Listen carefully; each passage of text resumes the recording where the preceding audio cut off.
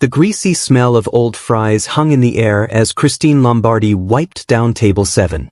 Her feet ached, a constant reminder of the double shift she was pulling at Tony's diner.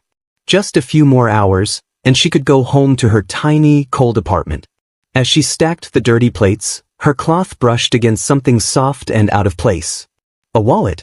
It wasn't just any wallet.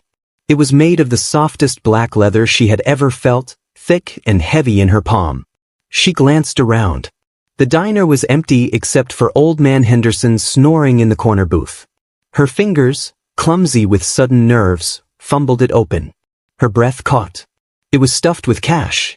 Not just a few bills, but thick rolls of $100 notes. This was more money than she made in a year. Her heart thudded against her ribs. For a single, wild second, she thought of her mountain of bills, her broken-down car, the constant, grinding worry. She could take it. No one would ever know. But the thought was like a splash of cold water. It wasn't hers. With a shaky hand, she searched for an ID. No driver's license, no credit cards. Just a single, stark black card nestled in a slot. Embossed in silver were 2 words, Rodrigo Conti. Below that was a phone number, nothing else. Swallowing her fear, she used the sticky phone behind the counter. It rang once before a deep, gravelly voice answered, a voice that sounded like it had swallowed broken glass. Yes. Hello. Christine stammered. I found a wallet. At the diner. Does it belong to a Rodrigo Conti? There was a heavy silence on the other end, so complete she thought the line had gone dead. Where are you? The voice finally asked, not answering her question. Tony's Diner on Elm Street, she whispered. Stay there. The line went dead. Christine hugged her arms, suddenly feeling very cold.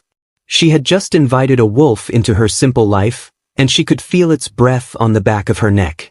He arrived an hour later, not with a bang, but with a presence that sucked all the sound from the room. The bell above the door didn't just jingle, it seemed to choke. Rodrigo Conti was tall, with broad shoulders that filled the doorway. His hair was dark, and his jaw was sharp enough to cut glass. But it was his eyes that froze her to the spot. They were the color of a stormy sky and just as cold, scanning the room and landing on her like a physical weight. He moved toward her, his walk smooth and silent, like a predator. 2 other large men followed him but stayed by the door, watching everyone and everything. Christine felt like a mouse trapped in an open field. You are the girl who called? He asked, his voice a low rumble. She could only nod, handing him the wallet. Her fingers brushed against his, and a jolt, like static electricity, shot up her arm. He took it, not even looking inside. You didn't take the money, he stated. It wasn't a question. It was an observation laced with disbelief. It wasn't mine, Christine said, finding her voice. It sounded small and weak in the vast space his presence created. A flicker of something, amusement, crossed his stone-like face. An honest woman. A rare thing. His stormy eyes looked her over, from her worn-out sneakers to her tired face. She felt he could see right through her, see every bill, every worry, every dream she'd ever given up on. You work hard here. It pays the bills, she said, lifting her chin a little, defiant. Not enough, I think, he replied, his gaze lingering on a small hole in the sleeve of her uniform. I am a man who repays his debts. I own a club, the Velvet Rose. It's a nicer establishment than this. I need a new hostess. The pay is 5 times what you make here. Christine's mind reeled. 5 times? It was an insane amount of money. It was an answer to every prayer she'd ever whispered in the dark. But the look in his eyes, the dangerous air that clung to him like expensive cologne, screamed that it was a deal with the devil. This man was not just a club owner. He was trouble. But her rent was due, and her cupboards were bare. The fear of him was a powerful thing, but the fear of being poor and helpless was stronger. Okay, she heard herself say, the word tasting like both hope and ash. I'll take the job. The Velvet Rose was a different world. It was all dark wood, soft lighting, and the low thrum of money and power. Men in sharp suits and women in glittering dresses sipped expensive drinks. Christine, in a simple black dress provided for her, felt like a sparrow among peacocks. And everywhere she went, she felt Rodrigo's eyes on her. He was always watching from his booth in the corner, a king on his throne, his cold gaze following her as she seated guests. He never smiled, never approached her, but his attention was a constant, heavy weight. One night, the tension in the club was thicker than usual. The air felt charged, like before a lightning strike. Christine was guiding a group to their table when the front doors burst open. A group of hard-faced men stormed in. They weren't there to drink. Chaos erupted. Glasses shattered. People screamed. A man was thrown over a table. Christine stood frozen, terror rooting her to the spot. One of the invading men, his face twisted in anger, lunged toward Rodrigo's booth. He saw Christine in his path and shoved her aside violently. She cried out as she stumbled, expecting to hit the hard floor. Instead, she crashed into a wall of solid muscle. Rodrigo. He had moved faster than she thought possible. He caught her with one arm, shoving her behind him, while his other hand held a gun, pointed straight at the attacker. The world narrowed to that moment. The loud bang, the smell of gunpowder, the safe, terrifying circle of his arm. In seconds, it was over. Rodrigo's men had handled the rest. The rival gang was dragged out. The music started again, a nervous whisper. Rodrigo turned to her, his eyes blazing. He grabbed her arm, his grip firm but not painful, and pulled her into a back office, slamming the door. "Are you hurt?" he demanded, his voice rough. She shook her head, trembling from head to toe. "No. This is my world, Christine," he said, his face inches from hers. "You saw nothing tonight. But they saw you. They saw me protect you." He let out a frustrated breath, running a hand through his hair. "I made a mistake. I brought you into my light, and now you are standing in my shadow. Your life is in danger because you are near me." Tears welled in her eyes. "What are you saying?" He looked at her, a storm of conflict in his gaze. Then, he said the words that would shatter her world and build a new, terrifying one in its place. "There is only one way I can protect you now. Only one reason that makes sense in my world for me to guard someone so closely." He paused, his stormy eyes locking with hers, stealing the air from her lungs. "You will marry me." The mansion was a beautiful prison. Its high ceilings echoed with silence, and the expensive furniture felt cold and unwelcoming. Christine was given her own room, far from Rodrigo's, a clear line drawn in the sand. She was his wife in name only, a piece on his chessboard he'd moved to protect. The arguments started immediately. "You can't just order me to stay inside all day," Christine yelled, her voice bouncing off the marble floors of the grand foyer. Rodrigo stood by the door, his posture rigid. "It's for your safety. This isn't a discussion, Christine." "I'm not your prisoner," she fired back, storming up to him, her small frame trembling with anger. She wasn't afraid of his scowl anymore. How could she be? He had already done the worst thing imaginable. He had stolen her life. "You are my wife," he said, his voice a low, controlled growl.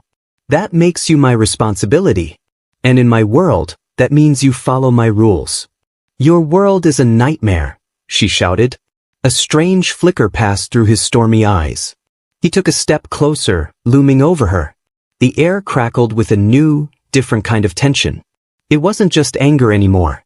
It was a thrilling, dangerous energy that made her heart pound for a reason she didn't understand. "It's your world now, too," he whispered, his gaze dropping to her lips for a heartbeat before he turned and walked away, leaving her frustrated, confused, and utterly alone. A week later, he told her they were going to a party. "It's important. We must look like a real, happy couple," Rodrigo instructed, his tone all business as a designer draped her in a gown of deep emerald silk. "Stay close to me. Do not wander." The party was at a rival family's estate, a display of wealth and power even grander than Rodrigo's. Christine held onto his arm, her smile feeling painted on. She felt the stares, the whispers.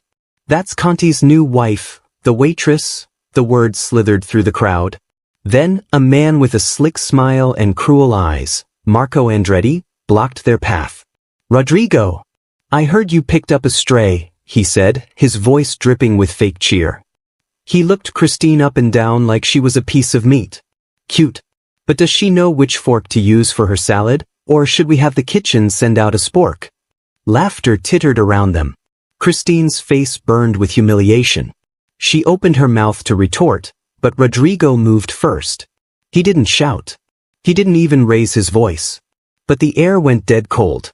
In one fluid motion, he stepped in front of Christine, placing his body squarely between her and Marco. His hand shot out and gripped Marco's shoulder, his knuckles turning white. The look on his face was pure, undiluted menace. "You will look at her," Rodrigo said, his voice so quiet it was more terrifying than a scream, "with respect. You will speak to her," his grip tightened, making Marco wince, "with respect. Or I will remove your tongue and feed it to you. Do you understand? She is Christine Conti, my wife. And she is worth more than you and your entire bloodline." The silence that followed was absolute. Marco nodded, his face pale, and scurried away. The crowd quickly found other things to look at. Back in the limousine, the silence was heavy. Christine stared at Rodrigo, her heart thumping wildly. He had been terrifying, but he had defended her. He had claimed her. "Thank you," she whispered. He turned his head, the city lights flashing across his sharp features. The cold mask was gone, replaced by a raw, burning intensity she had never seen before. "No one insults what is mine," he said, his voice rough. He reached out, his fingers gently tracing her jawline. It was the first tender touch he had ever given her. A shiver ran down her spine. Then he leaned in and his lips met hers. It wasn't a gentle kiss. It was a collision, a fiery, desperate release of all the anger, tension, and forbidden attraction that had been simmering between them for weeks. It was a battle and a surrender all at once. When he finally pulled away, both of them were breathless. The hate was still there, but now it was tangled up with something else, something hot and burning and impossible to ignore. Something broke down that night. The walls between them developed a crack, and a fragile truce began to grow. Christine stopped yelling, and Rodrigo stopped giving orders. They started talking. Late one night, she found him in his study, a single lamp lighting the room, an old, faded photograph in his hand. She saw a younger Rodrigo, smiling, his arm around a man who shared his eyes. "My brother, Angelo," Rodrigo said, his voice softer than she'd ever heard it. He didn't tell her to leave. The Andrettis, Marco's father, they killed him. Took everything from me. Suddenly, the cold boss was gone. In his place was a man, just a man, carrying a weight of grief so heavy it had frozen his heart. She saw the lonely boy who had to become a monster to survive. She understood, for the first time, why his protection was so fierce, so absolute. It came from a place of having lost everything once before.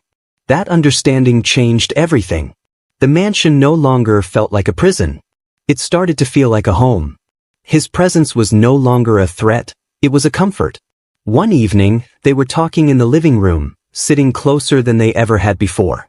The air was warm, filled with the soft sound of the fireplace. He was telling her a silly story about Angelo, a real smile touching his lips. Christine reached out and placed her hand over his. He went still. His eyes, those stormy gray eyes, searched her face. The look in them wasn't cold, or angry, or even protective. It was full of a deep, aching want. "Christine," he breathed, her name a prayer on his lips. This time, when he kissed her, it was different. It was slow. It was deep. It was a question, and her answer was to melt into him, her arms winding around his neck. The last of her resistance crumbled into dust. The fake marriage, the dangerous world, the forced closeness, it all fell away, leaving only the two of them. He didn't lead her to her room. He led her to his. That night, their marriage stopped being a show. In the darkness of his bedroom, surrounded by the scent of him, they gave in to the burning attraction that had been there from the very beginning. It was real, it was passionate, and it was a surrender for both of them. The touches were no longer for an audience. The whispers were just for each other. As she fell asleep in his arms, his body a solid, warm shield against the world, Christine let herself believe the most dangerous thing of all. She let herself believe that he truly cared for her, and that this crazy, forced beginning could somehow lead to a real forever. The change in Rodrigo Conti was a quiet miracle. The man who once spoke in cold commands now asked for her opinion. The storm in his eyes had softened to a warm, steady gray, always seeking her out in a room. He laughed, a real, deep sound that made Christine's heart soar. The mansion was no longer a prison of marble and silence. It was filled with their shared jokes, with the scent of meals they cooked together, with the warmth of a real home. One evening, curled together on the large sofa, he traced circles on her hand. "A boy," he murmured, his voice thoughtful. "With your kind eyes." "Or a girl with your stubborn chin," Christine replied, her heart swelling with a joy so profound it almost hurt. They were talking about a future. A real one. A family. The dangerous world outside seemed to fade away, a distant nightmare overshadowed by this beautiful dream. She had fallen completely and utterly in love with her husband. The waitress and the mafia boss. It was no longer a forced deal, but a true, happy love story. She had forgotten he was ever her enemy. That beautiful illusion shattered on a Thursday. Rodrigo had arranged a large family dinner, a show of strength and unity. The table was loud, filled with his loyal men and their families. Christine sat beside him, her hand in his, feeling like she truly belonged. The smashing of the front door was like a gunshot. Police officers in body armor swarmed the room, their shouts drowning out the chaos. "Rodrigo Conti, you are under arrest for the murder of Marco Andretti." The world slowed down. Christine watched in horror as they roughly pulled Rodrigo from his chair. He didn't fight them. His eyes, those warm, loving eyes she had fallen asleep looking at just hours before, found hers across the table. But they weren't warm anymore. They were shattered, filled with a pain so deep it stole her breath. He looked at her not with love, but with a heartbreak that spoke of the deepest betrayal. "Christine," he whispered, the single word a question that broke her soul. She could only shake her head, tears streaming down her face. "No. Rodrigo, no." But he was already being dragged away, his final, devastated look branding itself into her memory. He believed she had done this. The evidence, they said, was perfect. A tip from a source very close to him. Christine was destroyed, a ghost wandering the halls of the suddenly freezing mansion. But her love for him was stronger than her grief. She worked desperately, calling lawyers, trying to find any clue, any thread that could lead to the real killer. Everyone believed it was her. The police saw a trapped wife seeking revenge. His men saw a traitor. In desperation, she sneaked into his private office, a room she had always respected as his alone. She had to find something, anything. Her fingers trembled as she searched the drawers, finding nothing. Then, her hand brushed against a seemingly solid panel at the back of the lowest drawer. It gave way with a soft click. A hidden compartment. Inside was a single, slim file. Her heart pounded with a sickening dread. She opened it, and the air left her lungs. They were pictures of her, but not from the diner, not from the time of the wallet. These were older, much older. There she was, laughing with a friend outside her community college. Here she was, carrying groceries in the rain, her coat pulled tight. In another, she was sitting on a park bench, reading a book, completely unaware. The dates on the photos were from over a year ago. Long, long before she ever found the wallet. Her eyes fell on a final document, a single typed page. It was a report. On her. Her habits, her work schedule, her life. And at the bottom, in Rodrigo's distinct, sharp handwriting, was a note. Asterisk, the wallet is the best approach. She is too honest to keep it. It will force a meeting. Asterisk. The truth crashed down on her, cold and cruel. The lost wallet wasn't an accident. Their entire meeting, their entire relationship, was a carefully constructed lie. He hadn't fallen in love with her over time. He had seen her, decided he wanted her, and orchestrated their entire chance encounter. He had manipulated her, trapped her in his world with a clever trick, all while pretending it was fate. The real betrayal wasn't hers. It was his. His first and most terrible. The man she loved, The father of the child she now realized she was carrying had never been real at all. What would you do if you discovered your entire love story was a lie? Could you ever forgive such a beginning? Let us know which country you're watching from and share your thoughts in the comments below. Your perspective is the final chapter to this story.